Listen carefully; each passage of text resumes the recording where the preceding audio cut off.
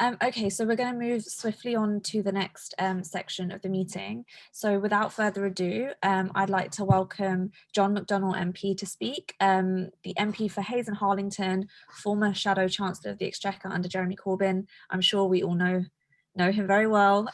So please, John, welcome, and the floor is yours. Thanks, Sabrina. I'll be extremely brief. There's a lot to get through.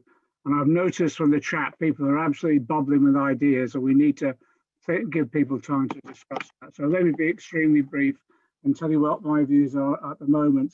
I've been talking to an awful, excuse me, I've been talking to a lot of students and staff. The depth of worry is, well, you know better than me. People are really worried, and rightfully so, to be honest, and also very, very angry. And it's the point that Lindsay and others have made. Who's created this crisis? Because they're the people that we've got to target. And it is government. Let's be clear, it is government. And it's sins of omission as well as sins of commission. In terms of government, it is this, I think, casual approach. Well, I actually do think very early on, Johnson was planning a herd immunity strategy for everyone. Then when they were terrified by the increase in number of deaths and cases, they pulled back from that. But then during the summer, they actually did start urging people to get back to work and to attend university without the preparations of test and trace, without any consideration of what it would mean in terms of putting people at risk. So I actually think it's virtually criminal what they've done. But management are exactly the same, because what they've done without any, literally without, my view, any consideration for students or professionals' health, they've encouraged people to come back when there were other options, and they never took those other options. They never listened.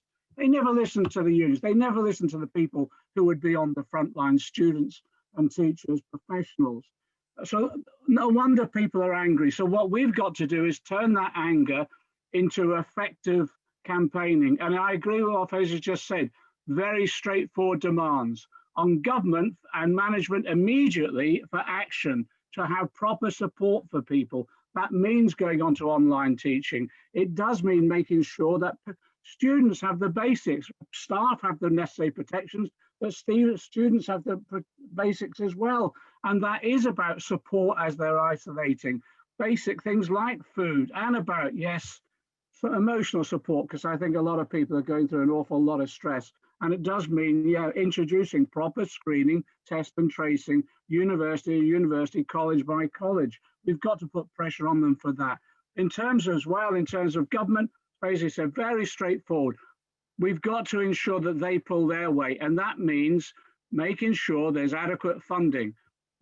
They cannot argue with us anymore that they can't find the money. The money is there. What we need to do is make sure it's properly invested. But I also think this as well, and maybe this is going over the top, but I don't think it is. I think some of the universities and this government are not letting this crisis go to waste. They have an agenda, and it's about casualisation. It's about further cuts. And I tell you, they will put fee increases back on the agenda as well at some stage in the near future. And it is about post-Brexit opening up education to trade deals, which will enable the, well, unfortunately, US corporations come in to, again, further commodify education within our country. That's the longer-term agenda we've got to campaign against. So what do we do? My view is it's inspirational what, we heard from Matty, Molly and others, Jandra, Colette, all the actions that are taking place now. I think we've got to encourage both online and where it can be safe and socially distanced demonstrations, of course. But as much of that pressure has got to be aimed at local management themselves to make sure that they take the appropriate actions. And that if you look at some of the actions that have been taken, a combination of students and staff working together, demonstrating, taking action, withdrawing labour in some instances as well through strike action, we are having successes. So the more action that takes place, the more we push back. I like the ideas that are coming up in the chat about how you coordinate that locally with local assemblies, that you mobilise with regard to organisations like People Before Profit. I like the idea of having a national demonstration as well in some form, whether online or socially distant, so we coordinate the actions overall. I think also you've got to focus on the parliamentary representatives as well. MPs have got to be pressurised now about representing their constituents. And at the moment, I think what we've got to do is focus on them raising in Parliament, pressurising ministers. Vicky said we might as well have a pot noodle in charge of universities, some of these universities. I would welcome a pot noodle taking over from Williamson. It would be a major advance for the progress of the educational policy making in this country.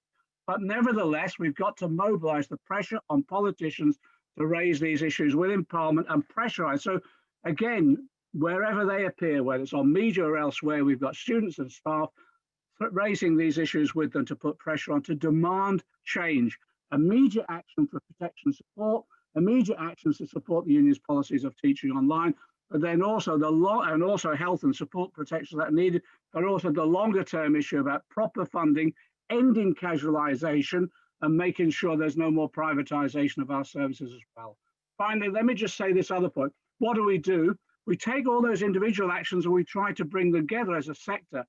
But remember, we're not alone. You know, we've now got to link up with what is almost unreported, the huge amount of struggles that are going on right the way across our community. Linking up with the renters who are campaigning against the evictions.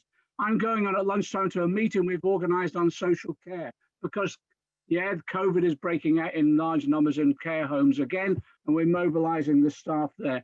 Trade unions taking action against job cuts and also against cuts in wages. In my constituency, Heathrow workers are now balloting to take industrial action, which will bring the airports to a halt unless they halt the cuts in jobs and cuts in wages for those workers. That's taking place right the way across the place. We've also now got to engage with the people who are also raising their voices on behalf of their communities, and it is about local council leaders, mayors and others. There's a huge vista of solidarity that we can see now that we've got to link up with all these other struggles and put our struggle on that agenda as well. In that way, we'll push this government back and we will defeat them. We will push them back because I think the majority of people in this country, like us, are pretty angry about the disgraceful way people have been treated and lives are put at risk. And as I say, I think it's virtual criminal negligence by government and also I have to say some management of certain our economy as well. So I think all of those actions that we need to really throw our energy into. And I just want to pay tribute to all those people who've worked so hard to set this online meeting up, but also all the other actions that have taken place, because it is giving inspiration to people. It really is. Thanks a lot, Sabrina. Thank you so much, John, and thank you for your continued solidarity and continuously showing up and supporting everyone in education. So thank you so much.